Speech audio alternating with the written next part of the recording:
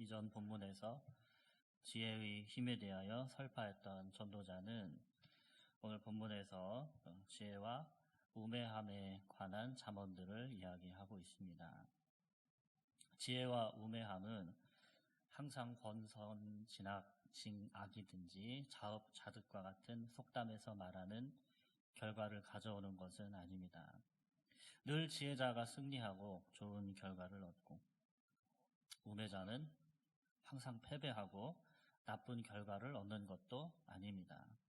지혜자도 패배하고 낮아질 수 있으며, 우매자라고 해서 높은 지위에 오르지 못한다는 법이 없습니다. 그러므로 성경은 우리가 이런 불합리하고 모순된 세상에 대해 불평할 것이 아니라 세상의 이치를 이해하고 우리의 삶에 일어날 수 있는 여러 가지 어려움들에 대해서 미리 준비할 것을 가르쳐 주고 있는 것입니다. 오늘 본문은 지혜와 우매함을 대비하면서 잠언들을 이야기하고 있는데요. 세 단락으로 구분하여 말씀드릴 수 있습니다. 첫 번째는 1절에서 3절까지입니다. 우매함은 지혜를 망친다라는 것입니다. 1절에 죽은 파리들이 향기름을 악취가 나게 만드는 것 같이 적은 우매가 지혜와 존귀를 난처하게 만든다고 했습니다. 난처하게 만든다고 번역된 히브리어 바시라고 하는 단어는 본래 악취를 풍기다, 가증스럽게 하다, 혐오스럽게 하다라는 의미를 가지고 있습니다.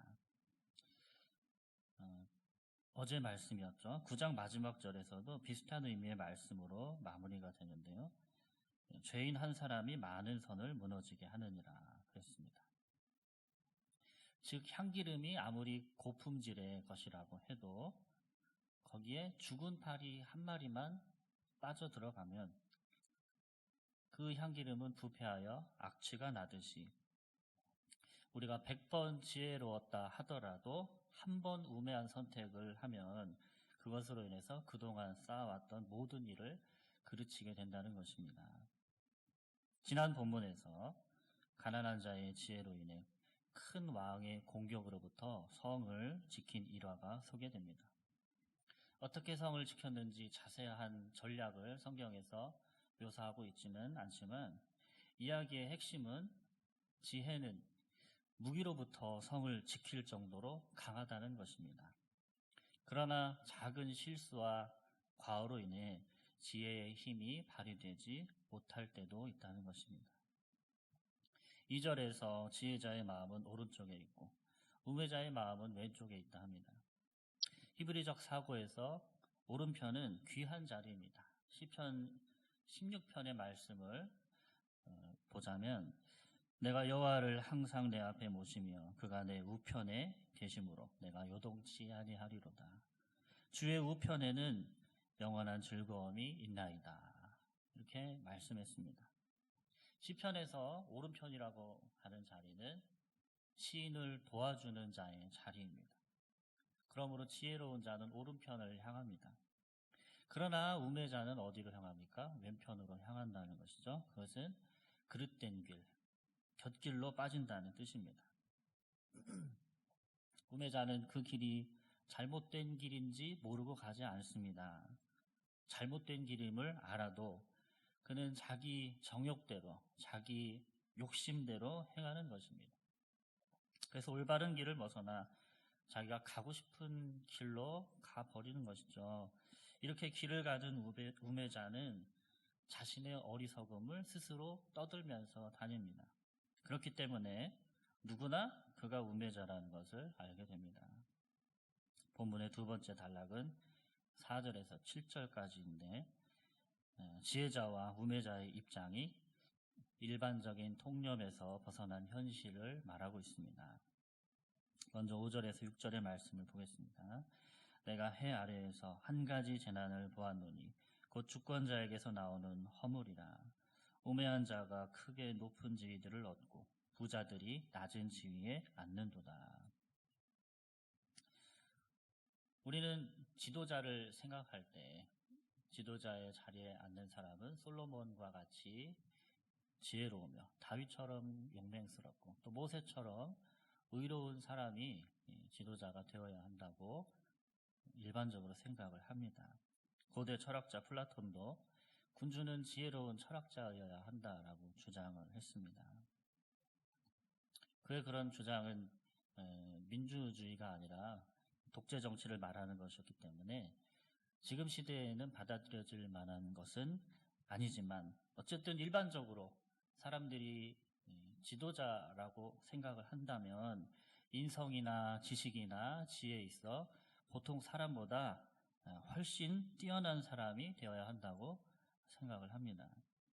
그러나 실제 이 세상에서는 어떤 일이 벌어집니까? 우매한 사람이 높은 지위에 이르는 일들이 일어난다는 것이죠. 그리고 검증된 유능한 인사가 하찮고 보잘것없는 하위직에 앉혀진다는 것입니다.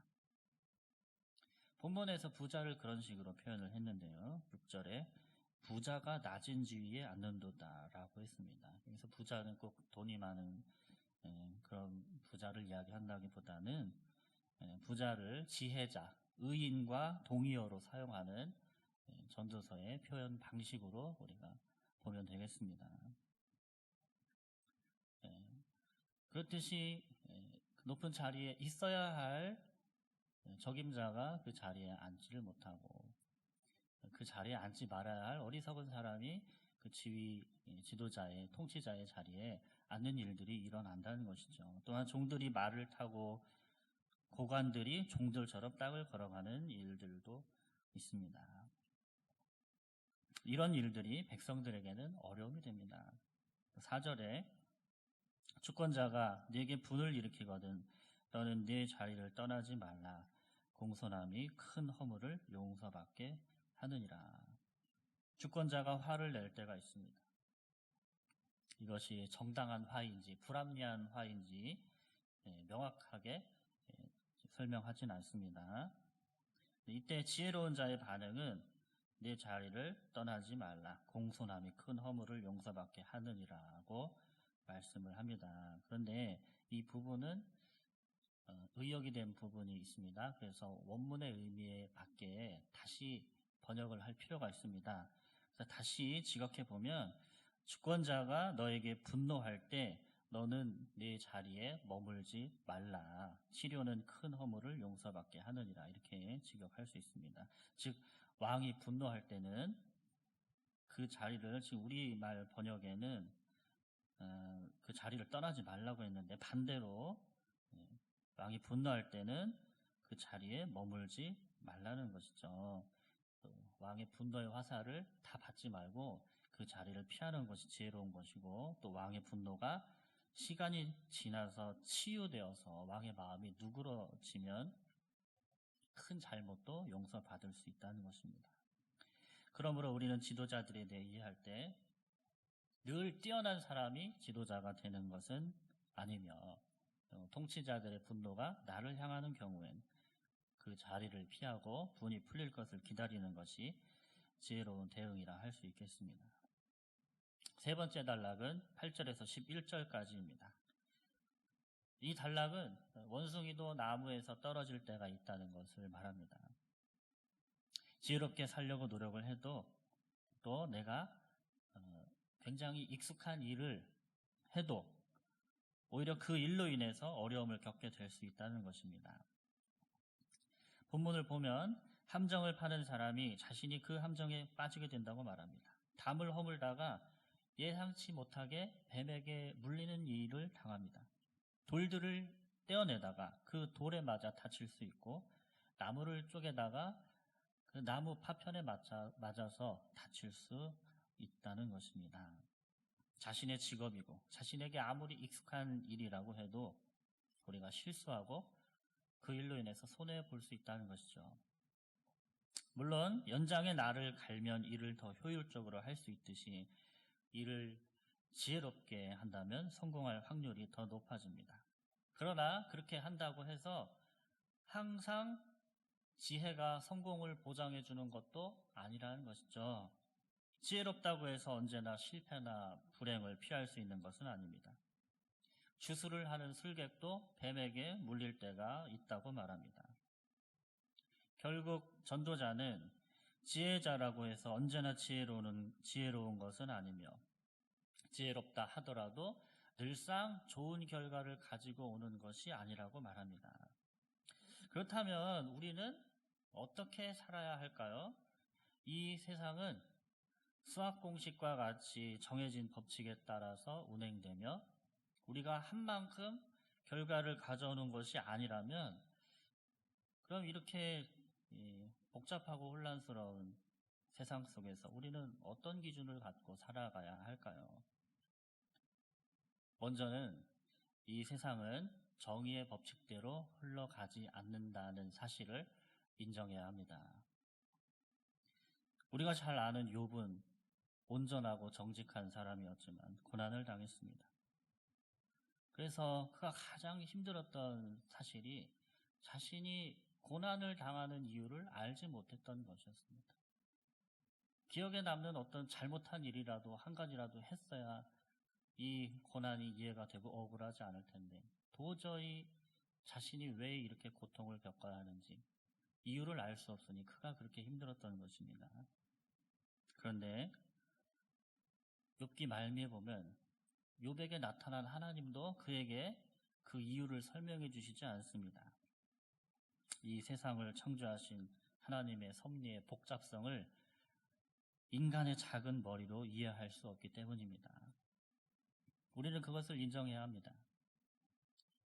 두 번째로 십자가의 주님을 바라보십시오. 우리에게는 십자가에 달리셔서 인생의 모든 불합리함과 의문과 이해하지 못하는 현실의 고난을 다 당하여 주신 예수 그리스도가 계십니다. 잘못한 것도 없는 분이 십자가 형틀에 매달려서 피 흘리며 죽으셨습니다. 이처럼 비참하고 허무한 인생이 어디 있습니까? 그러나 그분의 고통이 우리의 소망이 되어 주었습니다. 그분의 허무는 우리의 생명이 되었습니다. 그분이 상함으로 우리에게 평안을 주셨습니다. 그분이 채찍에 맞음으로 우리는 나음을 입었습니다. 우리가 이 땅에서 아무리 고통을 겪고 공허함, 허무함에 몸부림친다 하더라도 우리 주 예수님을 바라보면 우리는 위로를 얻는 것입니다. 저분이 날 위해서 돌아가셨지. 그리고 나에게 생명을 주셨지. 나도 저분과 같이 최후에는 부활하리라는 소망을 우리가 얻을 수 있는 것이에요. 그러므로 사랑하는 여러분, 오늘도 우리를 사랑하시고 우리가 살아갈 힘과 지혜를 주시는 우리 주 예수 그리스도를 바라보시기를 바랍니다. 비록 이 세상은 험하고 어둡고 불합리하지만 이 어려운 하루하루를 통해서 주님은 주님의 뜻을 이루고 계시는 것을 믿으시기를 바랍니다.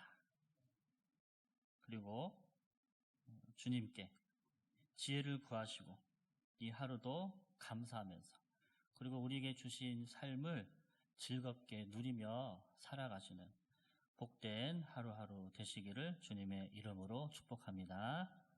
아멘.